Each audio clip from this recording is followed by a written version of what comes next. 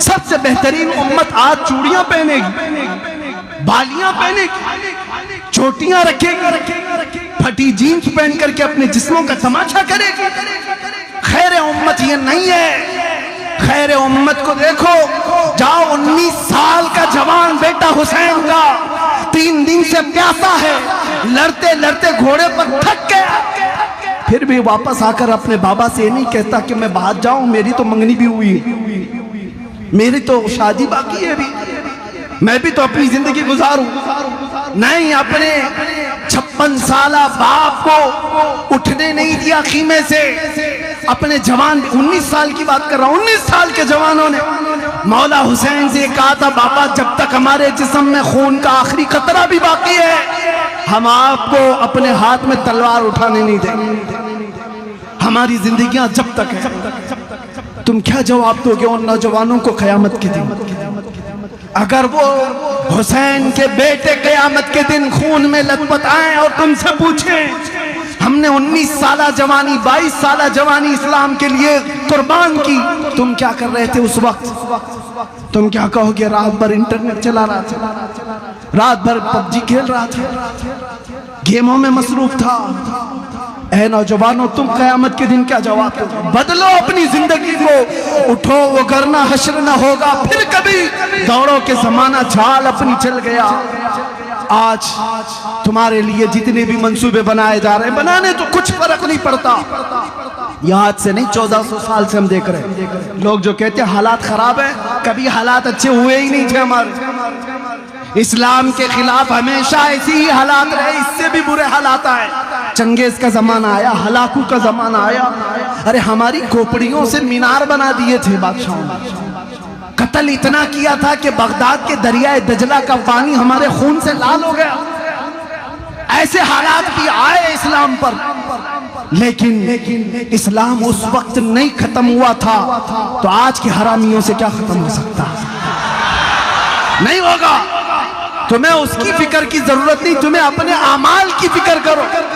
اسلام تو صبح قیامت تک چمکتا دمکتا رہے گا، یہ میرے رب کا جلایا ہوا دیا ہے، یہ میرے رب کا روشن کیا ہوا چراغ ہے، منہ کے پھونکوں سے بجھایا نہیں جا سکتا۔ لیکن آپ کا حشر کیا ہوگا، ہمارا کیا ہوگا، اس کی فکر تو کرو۔ نشہ میں تمہارا نام، جیل میں میں نے دیکھا ہے اکثر نوجوان جو مسلمان آئے نشہ کرتے ہوئے، نشہ بیچتے ہوئے، نشہ میں پکڑے ہوئے، سپلائی کرتے ہوئے۔ تمہارے ہاتھوں میں یہ چیز کہاں سے آ گئی؟ جانتے ہو میرے مصطفیٰ کریم صلی اللہ تعالیٰ علیہ وسلم تو فرماتے ہیں تمہارے تلووں میں کانٹا بھی چبھ جائے تو اس کا درد مجھے ہوتا ہے۔ اس رسول کو امت کا درد ہے۔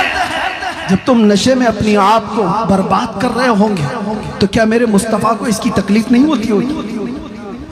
تم اپنے آپ کو ہلاکت میں ڈالتے ہو اور یہ سوچتے ہو یہ میری لائف ہے، مجھے جینے دو نا۔ شراب پی رہا ہے کوئی مت بولو، اس گٹکا کھا رہا ہے کوئی مت بولو، بیڑی سگریٹ میں ایسا مست ہو گیا ہے کہ کینسر ہونے کے قریب ہے، کوئی بولے تو آگ بگولا، ماں بولے تو اس کے خلاف، بیوی بولے تو اس کے خلاف، باپ بولے تو اس کے خلاف۔ تم یہ کہتے ہو میری اپنی لائف ہے، کیوں کوئی انٹرفیئر کر رہا ہے؟ اے دیوانے، تجھے خبر کیا ہے تیری اپنی لائف کب سے ہو گئی؟ تیری اپنی زندگی کب سے ہو گئی؟ یہ تیری زندگی نہیں ہے۔ سن مرشد گرامی تاج الشریعہ کیا کہہ کر گئے تھے، زندگی یہ نہیں کسی کی کسی کے لیے، زندگی ہے نبی کی نبی کے لیے۔ نہ سمجھ مرتے ہیں زندگی کے لیے، جینا مرنا ہے سب کچھ نبی کے لیے۔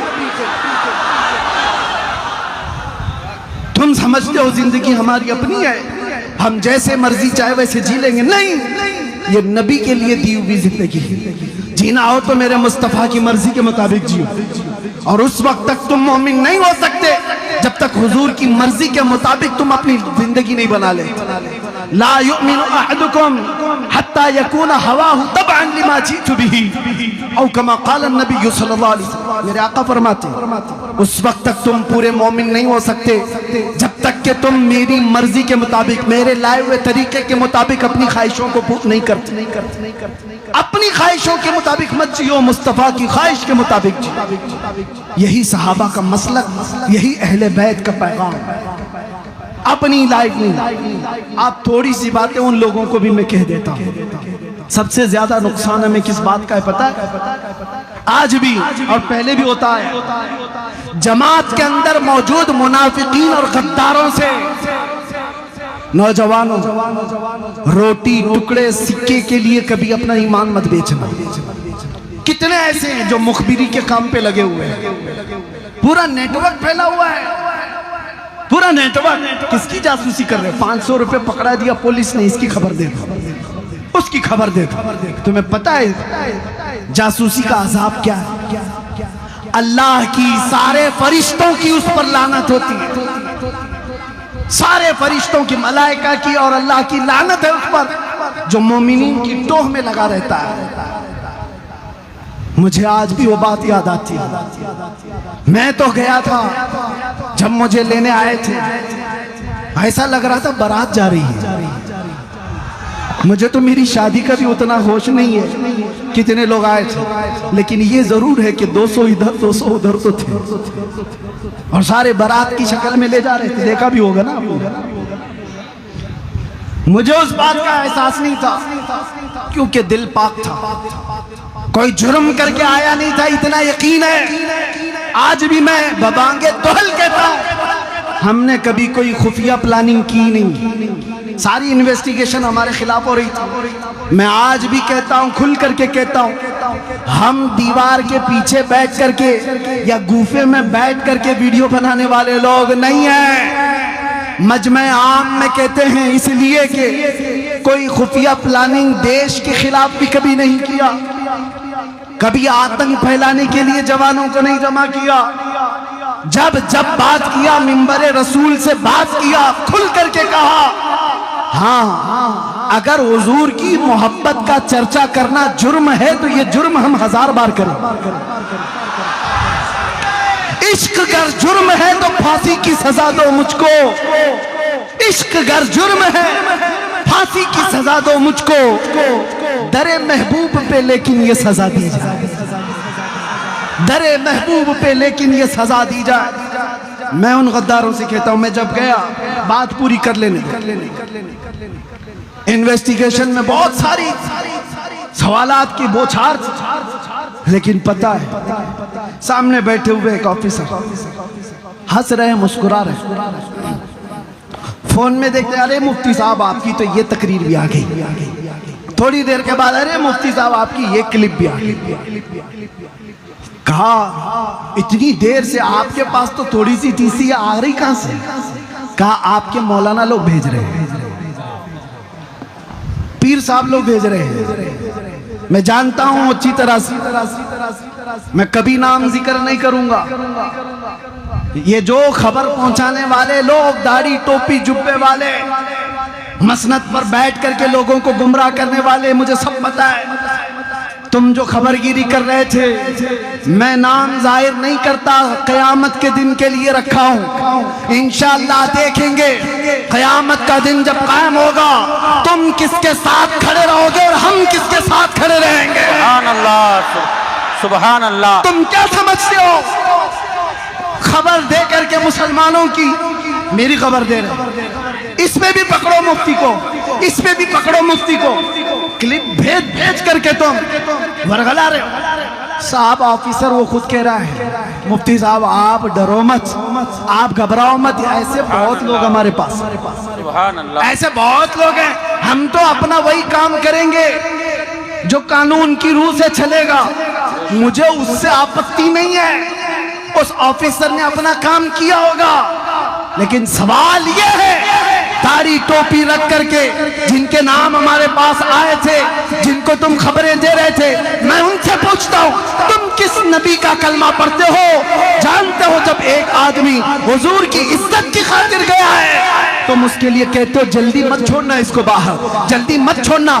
ارے ظالموں, موت تو حیات تمہارے ہاتھ میں نہیں ہے, قید و بند بھی تمہارے ہاتھ میں نہیں ہے. مجھے اچھی طرح سے پتا تھا میں جا رہا ہوں اندر, موت کے بعد بھی نکل سکتا ہوں, لیکن یہ یقین تھا میرے مصطفیٰ جب تک چاہیں اندر بٹھائیں گے, اور جب تک نہ چاہیں تم پوری طاقت لے کر کے بھی مجھے 1 منٹ کے لیے روک نہیں سکتے.